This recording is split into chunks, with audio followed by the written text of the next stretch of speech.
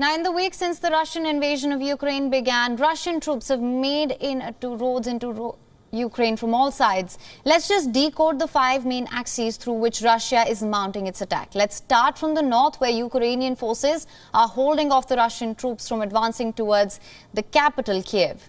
This after Russia, in the initial days of its invasion, captured the Chernobyl nuclear power plant and the Hostomel airfield. In the northeast, we have another front where the current target of Russian aggression is Kharkiv, the second largest city. Reports said that Russian paratroops flew into Kharkiv at around 3 a.m. this morning. At least 21 people have been killed and 112 wounded in shelling in the city in the last 24 hours.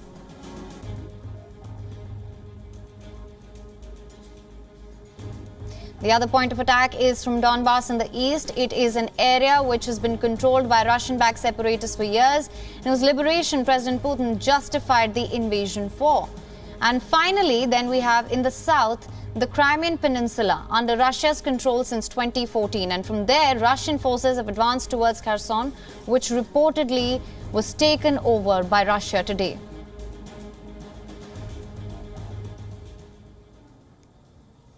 Now, for more on this, we're being joined by WION correspondent Stuart Smith from Moscow. Thank you for joining us, Stuart. Can you begin by bringing us up to speed with the Russian troop advancement? As per the reports, like I just mentioned, Russian troops have encircled the city of Kherson in South Ukraine.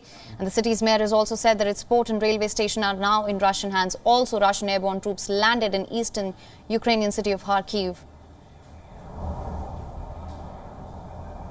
Yeah, let's start with Kharkiv then. So Russian paratroopers landing only about 6-7 hours ago, but already the Russian Ministry of Defense saying that they have taken control of the city. Now, that's not been verified by any Ukrainian source, and actually only very recently, in the last 10 minutes, the Special Emergency Services of Ukraine posted a video from earlier in the morning showing police and fire responding to a police station which had been hit by a Russian missile. My point being that it must have only happened in the past few hours, if it's true at all, that Russia really does have control of this city. It's famously a place which has been for many days now preparing Molotov cocktails in the case it does get invaded.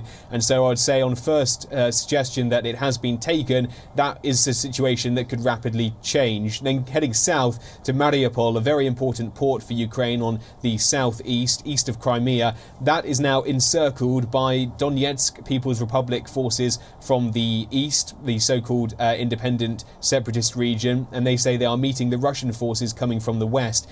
The separatists say they have provided a humanitarian corridor for people in that city to escape, but so far nobody has used it. They said they will continue to lay siege to that city with electricity and food running out, but they will not be stopped. The so-called special operation will continue whether citizens leave that city of Mariupol or not. And then the latest in the Russian advance, it seems that indeed Kherson has fallen to Russian forces. The mayor there has now requested medicine to be sent to the city, and also the bodies of dead soldiers to be removed. Right.